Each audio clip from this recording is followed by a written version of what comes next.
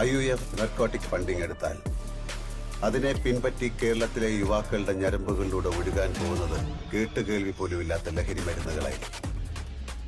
ഇന്ന് ക്യാമ്പസുകളിലും sports അക്കാഡമികളിലും cinema സെറ്റിലും ഒക്കെ രഹസ്യമായി കൈമാറുന്നത് നാളെ പരസ്യമായ കച്ചവടമാകും.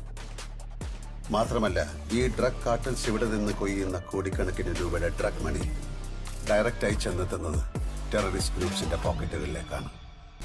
എന്നെ അറിയാവുന്നവരോട് ഞാൻ പണ്ടേ പറഞ്ഞിട്ടുണ്ട്, narcotics is A dirty business. കൂടെ നിൽക്കുന്നില്ല എന്നുള്ളത് വിട്ടേക്കോ, പക്ഷെ എതിർക്കാനാണ് ഭാവമെങ്കിൽ സ്റ്റീഫ, നിന്നെ രക്ഷിക്കാൻ ഇപ്പൊ പി.കെ. രാംദാസ് ഇല്ല. നിന്നെ രക്ഷിക്കാൻ ആരുണ്ടടാ? നന്മയും തിന്മയും തമ്മിലുള്ള യുദ്ധമാണ് രാഷ്ട്രീയം എന്നതാണ് ഏറ്റവും വലിയ കള്ളം. യുദ്ധം നന്മയും തിന്മയും തമ്മിലല്ല, തിന്മയും തിന്മയും തമ്മിലാണ്. വലിയ തിന്മയും ചെറിയ തിന്മയും തമ്മിൽ. ഈ പണി സ്റ്റീഫൻ ചെയ്യില്ല, നീയും ചെയ്യില്ല.